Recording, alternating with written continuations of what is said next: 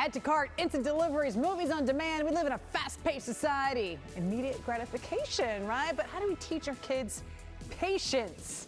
An expert weighs in, and I'll tell you this, we could probably take a page from that lesson book as well. We haven't even mastered it as adults. Hey, the news at 4 starts right now.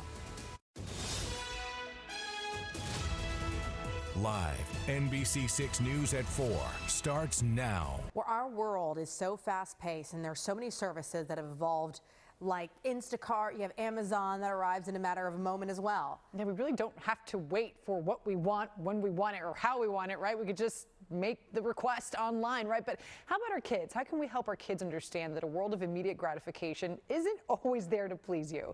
Dr. Dara weighs in. Add to cart, deliver on your doorstep in hours.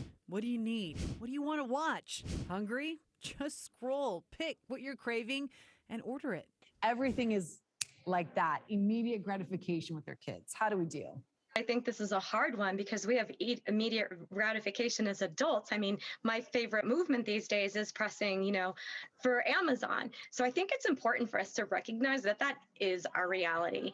When we talk about implementing rules or kids struggling with immediate gratification, the reality is that we have to show them how we handle it. So if you're not getting satisfied the minute something is happening, your kids are not going to get satisfied. So we might find ourselves telling our kids, hey, we had commercials we had to sit through.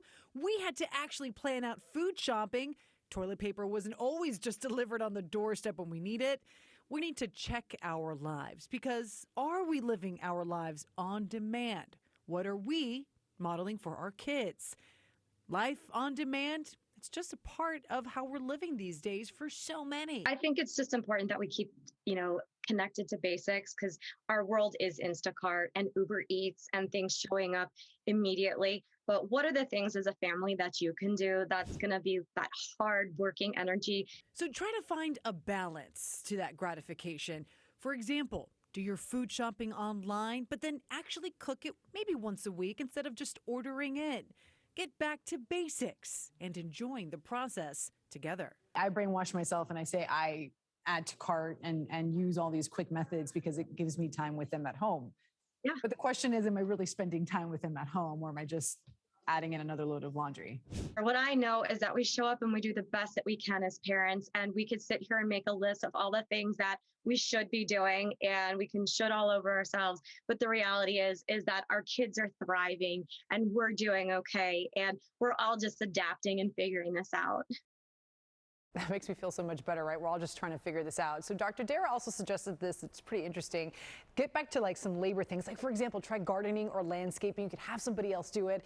But when you're doing this together, the labor, the task, following through with that, and then the patience of watching the fruits of your labor. It's the patience and the purpose and taking that pause. So she's okay with us doing Instacart and Amazon. Yes, just get back to basics. Just about other things. Yes, and just try to find that one moment once a week to get back to basics and take that pause. Yeah. Great balance. Good interview. Thanks. All right.